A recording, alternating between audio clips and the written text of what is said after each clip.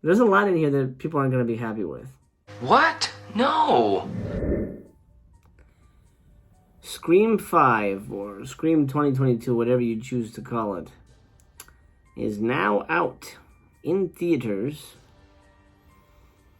And I've got thoughts.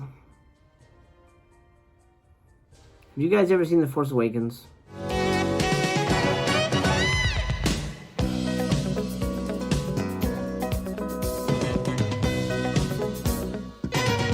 Welcome to the movies, pal. Your friendly neighborhood Master Chaos back with you once again. Come on in. We have something that, in my opinion, is a little tricky to talk about.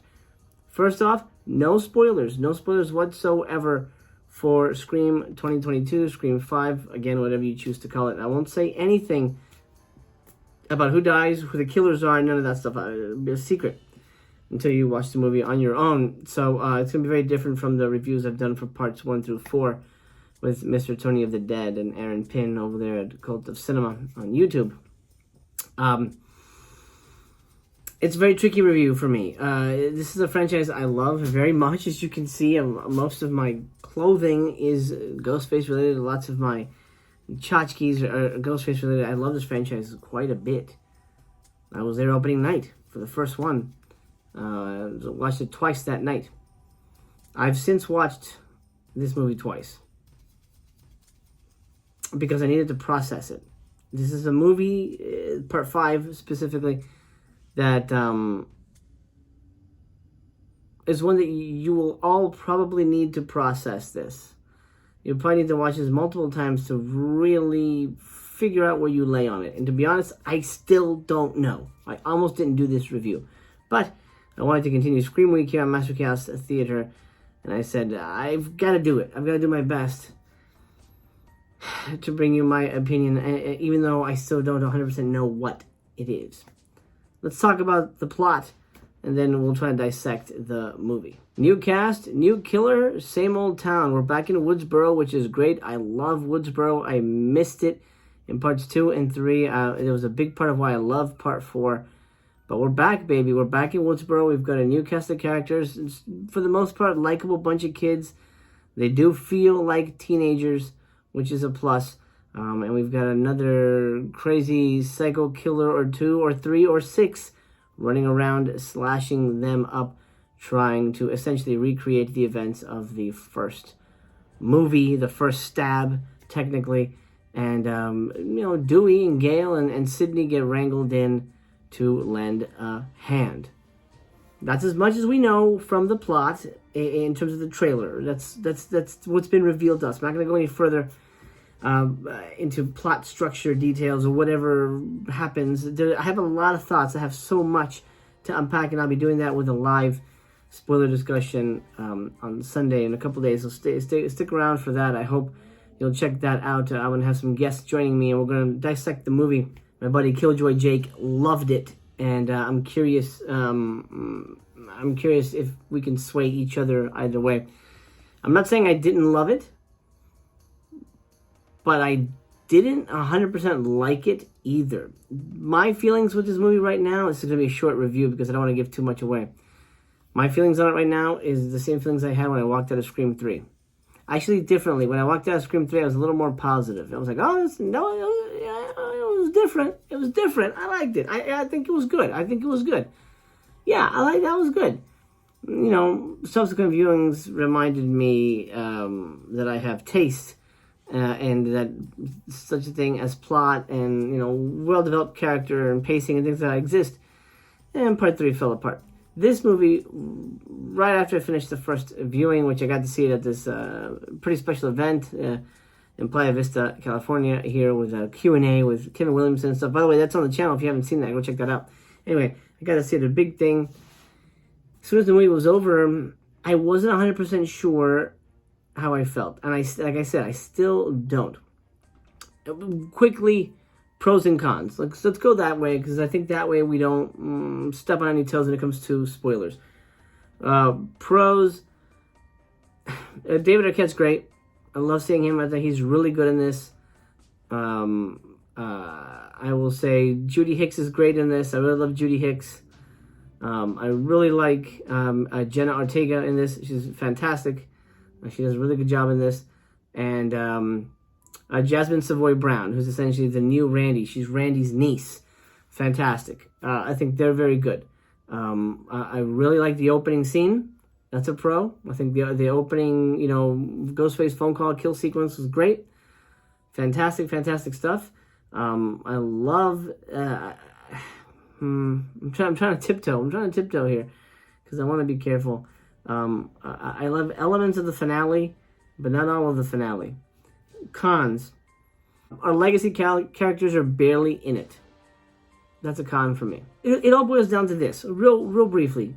Scream is the story of Sidney Prescott. Over and done with. If you're telling me you want to replace Sidney Prescott with somebody else to keep telling Ghostface stories, fuck that. This is not Friday the 13th where you can put different people in a campground and have Jason kill them. That's not this franchise. This franchise is a Sidney Prescott story. It's like Die Hard. What the fuck were they going to do? Did they really think that A Good Day to Die Hard was going to be a good spin-off? Hey, we've established John McClane's son, and now he can go fight terrorists in other movies. No, fuck that. Nobody wants that. Everybody wants fucking John McClane. And even when we got John McClane, we didn't want it. But when you build a franchise around a character, that character is fucking integral to the proceedings. And not having them be a part of it or trying to build a franchise away from them, stupid. This isn't fucking Star Wars. This isn't fucking Star Wars where you can make a movie about the bartender or the third little monkey maggot creature that you saw for a second. Hey, he has a whole other new fucking spin-off on Disney+. You can't fucking do that with Scream. You shouldn't. You shouldn't do that with Scream. And that's why this new one kind of feels like a TV show. Kind of feels like a season of TV show where Neve Campbell, Courtney Cox, and David Arquette guest star for one episode. That's what it really feels like. Right, let's go back to cons. Sorry, I went off track. The legacy characters are barely in it. David, this time, Dewey doesn't really feel like Dewey to me. He's kind of... this is the saddest I've ever seen Dewey. Again, I'm trying to tiptoe. I'll say this. I think the killer reveal was weak, and I think the killer motive was weak. I will say it feels like they ripped off two other Scream movies. I'm not going to say what they are. But it feels like the killer motives are ripped out of two other Scream movies. So it's not even original when it comes to that. And the killer reveals were pretty weak, as far as I'm concerned. That's as far as I'm going to go. I'm not going to go any farther in terms of that. But in the beginning I said, have you guys seen Force Awakens? This feels like the Force Awakens of Scream. If you're familiar with Force Awakens, you know what I mean. Where they try to basically tell the same story, but with new characters, and have the old characters kind of show up and go, hey, look at us, we're here too. You guys got this. I don't want that. I don't want that. And I liked Force Awakens. I thought it worked. But it worked because that was a rich universe, of storytelling. Here, Scream isn't a rich universe. It's the fucking stalking of Sidney Prescott. If you don't have that, you don't fucking have Scream. I'm sorry, you don't have Scream. This is not Scream. What you have is a company trying to bleed a franchise to death, and that's a problem. The biggest concern, of course, is, what did we get after Force Awakens? We got Last Jedi, which, by the way, they make fun of here, and I love that. I love that. However, I'll save that for the spoiler discussion, but they do something here that I think a lot of fans in general aren't going to be happy with. There's a lot in here that people aren't going to be happy with. It's a weird movie. It almost doesn't feel like a real Scream movie. It feels like a fan fiction kind of movie in a weird sense. But again, you have to watch it. I can't go any further. Or you can just join me in a spoiler discussion if you just would rather do that instead of watch the movie, which is up to you. Star rating. Here we go. It's 3 a.m, by the way. I just came out of watching it for a second time, but I had to record this and get this out. And then talking about it helps me process it, So, stars. Right, this might change, because again, it's the processing. Right now, this one's going to get 3 stars. 3 stars for me, from your Friendly Neighborhood Master Chaos for Scream 5. Oh, by the way, I know why they didn't call it Scream 5. I think Not just because they mean it in the movie, but because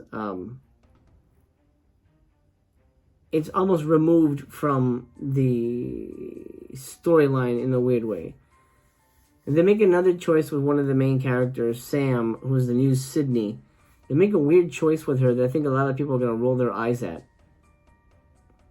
I was sitting next to somebody, not a friend, just somebody in the audience, and this moment came up early on in the movie with the Sam character, and I heard them say, "Oh, I don't like that. I don't like that shit at all."